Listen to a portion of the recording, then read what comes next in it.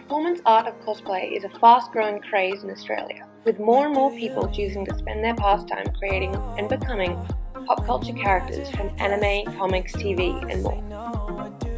But there is one girl turning fantasy into reality.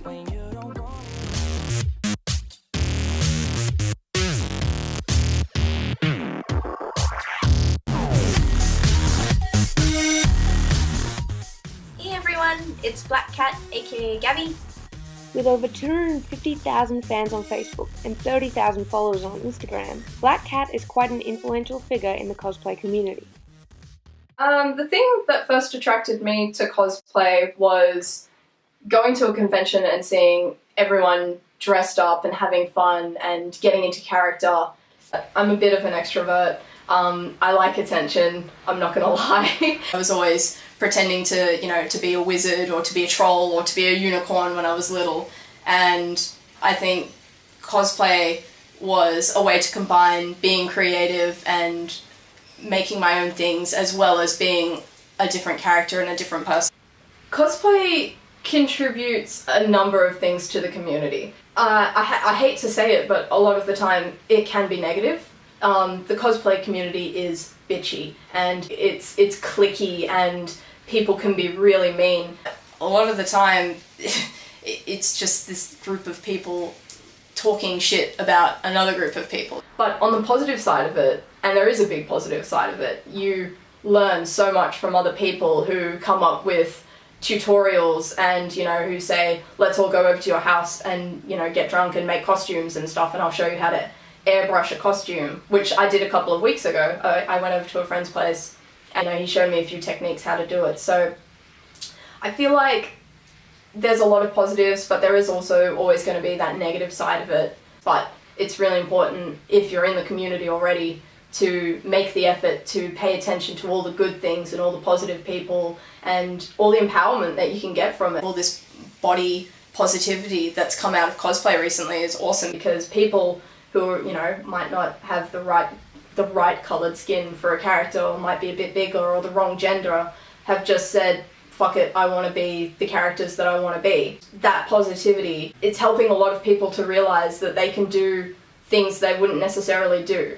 And I think for me as well, I wasn't always very good with my body positivity, and I used to do a lot of male characters and people were like, why would you cosplay as a male, you're really pretty. And I'm like, because I feel like this is an escape from people telling me how to look and how to feel and stuff. And they're like, you can cosplay who you want to cosplay. And I'm like, okay.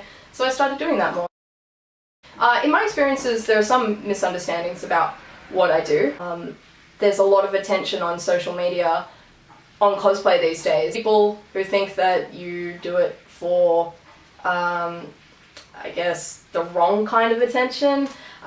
So the guys who'll message you on your page, on my page in particular, they love to message me things like, hey baby, would you be willing to take a photo of yourself in this position wearing this costume? And I'm like, no, I'm not a prostitute or an escort or anything like that. It's the people that don't know what cosplay is. And it's so hard to break it down to them sometimes, to just say, I'm not doing it for your attention, I'm not doing it for anything like that. And people sometimes just don't understand that people want to dress up for fun, and it's the hardest thing to explain. You're like, well, when you were, 6 years old, you probably would have understood a bit more that you just wanted to be Gandalf and tell people they can't pass. The best platform of social media to communicate with fans has changed so much in the past 4 years that I've had my page.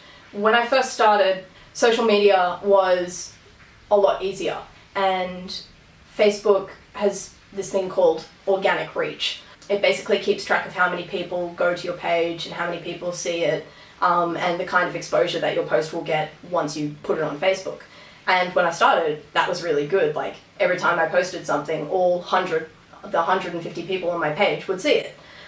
In recent years, Facebook has become this monetized thing where you have to pay for the people on your page to see what you're posting. Now that I have about 250,000 people, Facebook said, right, you're getting a lot of exposure for free. How can we take advantage of this?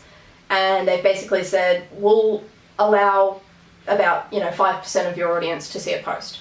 If you want the rest of the 95% of the people on your page to see your posts. You have to pay this amount of money for it. So recently, it's been really hard to share things with the people on my page because Facebook's just completely obliterated organic reach. Now I've taken alternate outlets. So Instagram is big because all you have to do is just post a photo.